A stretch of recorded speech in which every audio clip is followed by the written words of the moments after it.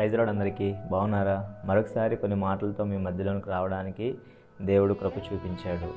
మరి ప్రాముఖ్యంగా ఈరోజు నేను దేని విషయమై మాట్లాడాలని ఆశపడుతూ ఉన్నానంటే 10th క్లాస్ ఎగ్జామ్స్. కాబట్టి చూడండి, 10th క్లాస్ ఎగ్జామ్స్ మరి దేవుని యొక్క మహాకృప ద్వారా ఈరోజు ప్రారంభించబడ్డాయి.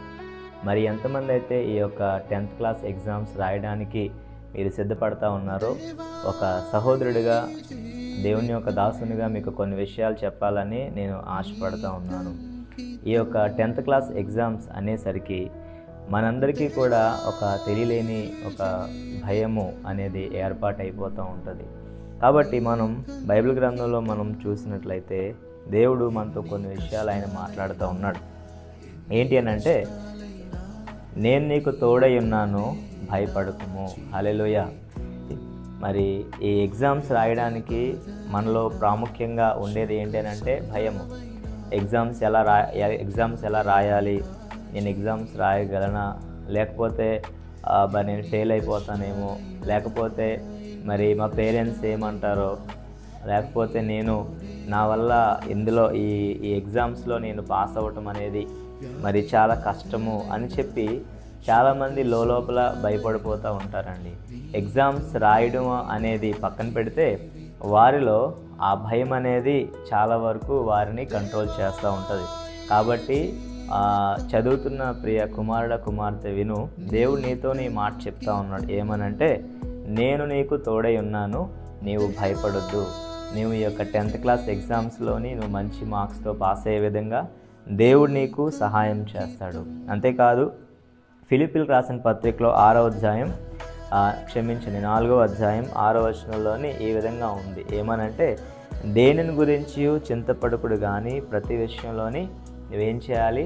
ప్రార్థన చేయాలి. కాబట్టి దేవుడు ఏమని చెప్తా ఉన్నాడనంటే, మనం ప్రతి విషయంలోని కూడా ప్రార్థన చేయాలి. ఏ విషయంలోని కూడా మనం చింతపడకూడదు, ఏ విషయంలోని కూడా మనము ఆలోచించకూడదు, ఏ విషయంలోని కూడా మనలో మనమే అధైర్యపడక డిప్రెషన్లోనికి వెళ్ళిపోకుండా యేసయ్య నీతో ఏం చెప్తా ఉన్నాడనంటే, నువ్వు ఎక్కడున్నావో అక్కడ ఎగ్జామ్స్ రాసే ముందు, మరి ప్రిపేర్ అయ్యే ముందు, మరి ఎగ్జామ్స్ రాస్తున్నప్పుడు, ఎగ్జామ్స్ రాసిన తర్వాత కూడా నువ్వు ఏ విషయంలోని కూడా ఆలోచించక, నా దేవుడు నాకు తోడుగా ఉన్నాడు కాబట్టి ఎగ్జామ్స్ నేను మంచిగా పాస్ అయ్యే విధంగా నా యేసయ్య నాకు సహాయం చేస్తాడు అని చెప్పి నువ్వు ప్రార్థన చేయమని దేవుని యొక్క వాక్యం సెలవిస్తూ ఉంది. అదేవిధంగా చివరిగా ఒక మాట చెప్పి నేను ముగించాలని ఆశపడుతూ ఉన్నాను. ఏంటిదంటే, ఈరోజు నీ హృదయంలో నీకు ఆలోచన ఉండొచ్చు. ఏమని?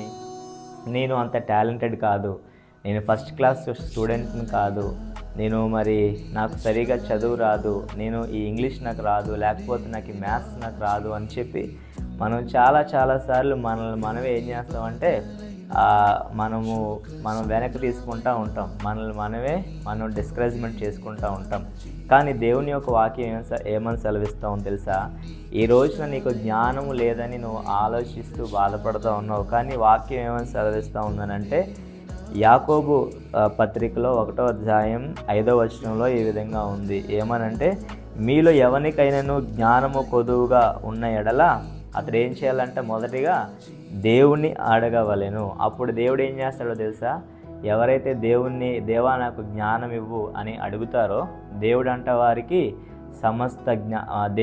వారికి ధారాళంగా ఆయన యొక్క జ్ఞానాన్ని దేవుడు నీకు అనుగ్రహించడానికి దేవుడు సిద్ధంగా ఉన్నాడు. హల్లెలూయా. ఎగ్జామ్స్ రాసే ముందు ప్రియ సహోదరుడా, ప్రియ సహోదరి విను, నువ్వు చేయాల్సిన 3 పనులు. మొదటిది ఏంటంటే, యెషయా గ్రంథం 41వ అధ్యాయం 10వ వచనంలో దేవుడు ఈ విధంగా చెప్పాడు. ఏమనంటే, నా దేవుడు నాకు తోడుగా ఉన్నాడు కాబట్టి నే విషయంలోని కూడా భయపడను, నాకు ఎగ్జామ్స్లోని తప్పక నా యేసయ్య నాకు సహాయం చేస్తాడు అని నువ్వు ధైర్యంగా ఉండాలి. రెండోదిగా, ఫిలిప్పీలకు రాసిన పత్రిక 4వ అధ్యాయం 6వ వచనంలోని, దేనిని గురించి కూడా నువ్వు టెన్షన్ పడక, నువ్వు డిస్కరేజ్మెంట్లోకి తీసుకెళ్ళక, నువ్వు డిప్రెషన్లోకి తీసుకెళ్ళక, ప్రతి విషయంలోని కూడా యేసయ్య నువ్వు ప్రార్థన చేయాలని నువ్వు కోరుకుంటూ ఉన్నాడు. రెండోదిగా. మూడోదిగా ఏంటంటే, నువ్వు బుక్స్ తీసేటప్పుడు నేను చదవలేనేమో, నాకు ఇది రాదేమో, నాకు ఈ మ్యాథ్స్ కావచ్చు, ఫిజిక్స్ కావచ్చు, ఈ కెమిస్ట్రీ కావచ్చు, నేను ఇందులో నుండి నేను పాస్ కాలేనేమో అనే ఆలోచన కాకుండా నువ్వు చదివే ముందు ప్రతిసారి కూడా దేవా నాకు సహాయం చెయ్యి అని చెప్పి యాకోబు రాసిన పత్రిక 1వ అధ్యాయం 5వ వచనంలో ఈ విధంగా ఉంది. మీలో ఎవరికైనా సరే జ్ఞానం కొద్దిగా ఉంటే అతడు నన్ను అడగవలెను, నేను అతనికి నా యొక్క జ్ఞానాన్ని ఇస్తాను అని దేవుడు చెప్తా ఉన్నాడు. కాబట్టి దేవా నాకు ఈ యొక్క సబ్జెక్ట్స్లో నాకు ఏ విధంగా నేను చదవాలో నాకు జ్ఞానాన్ని ఇవ్వు అని చెప్పి ఒకవేళ నువ్వు అడిగినట్లయితే దేవుడు తప్పకుండా నీకు సహాయం చేస్తాడు. ఈ 10th క్లాస్లో దేవుడు నిన్ను ఒక ఉన్నతమైన విధానంలోని మంచి మార్క్స్తో నిన్ను పాస్ చేయించి నీ ద్వారా నీ కుటుంబానికి, అదేవిధంగా నీ యొక్క గ్రామానికి, ప్రాముఖ్యంగా మన దేవునికి మహిమకరంగా దేవుడు నిన్ను నిలవబెట్టబోతూ ఉన్నాడు. కాబట్టి ఈ మాటలు నమ్మి నువ్వు విశ్వసించి ఈ ఎగ్జామ్స్ నువ్వు రాసినట్లయితే దేవుడు తప్పక నిన్ను దీవిస్తాడు. ఎగ్జామ్స్ రాస్తున్న వారందరికీ కూడా మరొకసారి దేవుడు మీ అందరినీ కూడా దీవించి ఆశీర్వదించాలని నేను మనస్ఫూర్తిగా ప్రార్థన చేస్తూ ఈ నా మాటలు ముగిస్తున్నాను. God bless you all and all the best.